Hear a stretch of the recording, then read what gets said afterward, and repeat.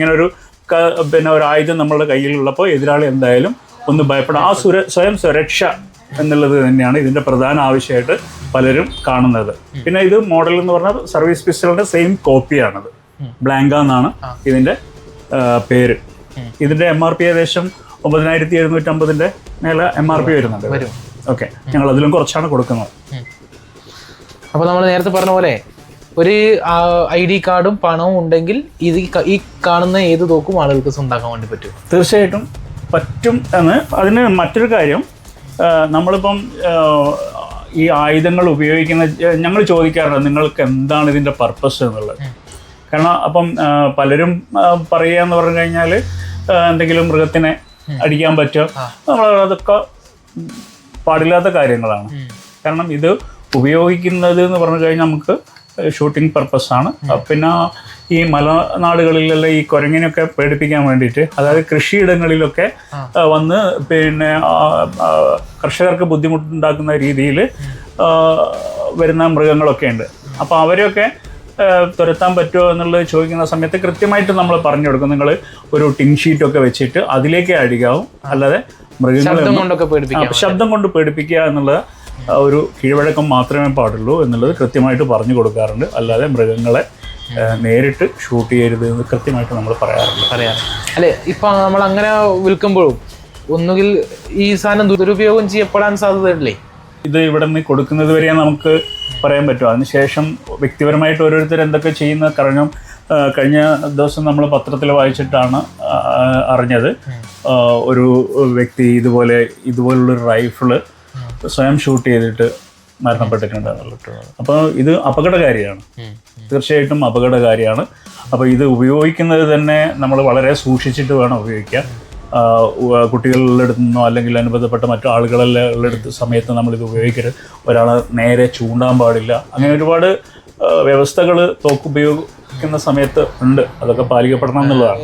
പ്രമുഖ യൂട്യൂബറൊക്കെ ആയിട്ടുള്ള തൊപ്പി, അദ്ദേഹം ഇതേപോലെ ഒരു എയർ ഗൺ കൈവശം വെച്ച് ഒരു ബസ് ഡ്രൈവറെ ഭീഷണിപ്പെടുത്തുന്ന ഒരു സ്ഥിതി ഉണ്ടായിരുന്നു. ഒരു അധികാരം കാണിക്കാനും അല്ലെ ആളുകളെ ഭയപ്പെടുത്തി കീഴ്പ്പെടുത്താനൊക്കെ ആളുകൾ ഇത് ഉപയോഗിക്കുന്ന ഒരു രീതി ഉണ്ടാവുന്നില്ലേ പൊതുവിൽ? ഇത് തന്നെയാണ് ഞാൻ നേരത്തെ നമ്മുടെ ബ്ലാങ്കറ്റ് ഈ ഒരു പിസ്റ്റളുമായിട്ട് ബന്ധപ്പെട്ടിട്ട് പറഞ്ഞത്. നമ്മൾ സ്വയം രക്ഷയ്ക്ക് വേണ്ടിയിട്ട് ഉപയോഗിക്കുന്നു എന്ന് പറയുന്ന സമയത്ത് നമ്മൾ ഓപ്പോസിറ്റിൽ ഇരിക്കുന്ന ആൾക്ക് ഇതിൻ്റെ റേഞ്ച് എന്താണെന്നുള്ളത് കൃത്യമായിട്ട് മനസ്സിലാവില്ല.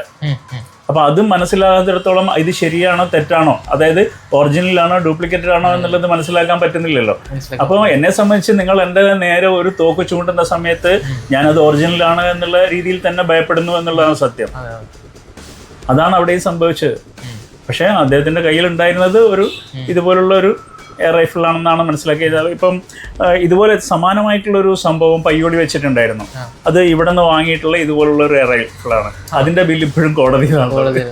അപ്പൊ അങ്ങനെ എന്തെങ്കിലും ഒരു കേസൊക്കെ വരുന്ന സമയത്ത് നിങ്ങൾക്ക് എന്തെങ്കിലും തീർച്ചയായിട്ടും നമ്മൾ അതിൽ ഭാഗവാക്കാകുന്നുണ്ട്.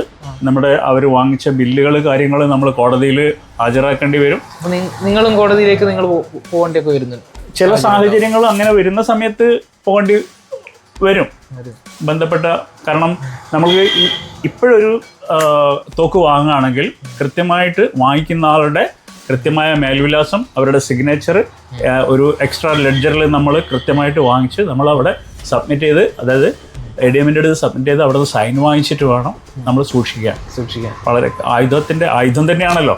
അപ്പോൾ അതിന് കൃത്യമായ റൂൾസ് റെഗുലേഷൻസ് കാര്യങ്ങളെല്ലാം നമ്മൾ ഫോളോ ചെയ്യേണ്ടതായിട്ട്. പുതിയ മോഡലാണ്, അതായത് പ്രിസിയോൾ കമ്പനിയുടെ തന്നെ PX100 HLIS X3 എന്ന് പറഞ്ഞ ഒരു മോഡലാണിത്. ഇതിൻ്റെ ഒരു പ്രത്യേകത എന്ന് പറഞ്ഞു കഴിഞ്ഞാൽ നമ്മൾ മറ്റുള്ള എയർ റൈഫിളുകളെല്ലാം സിംഗിൾ ഷോട്ടാണ്.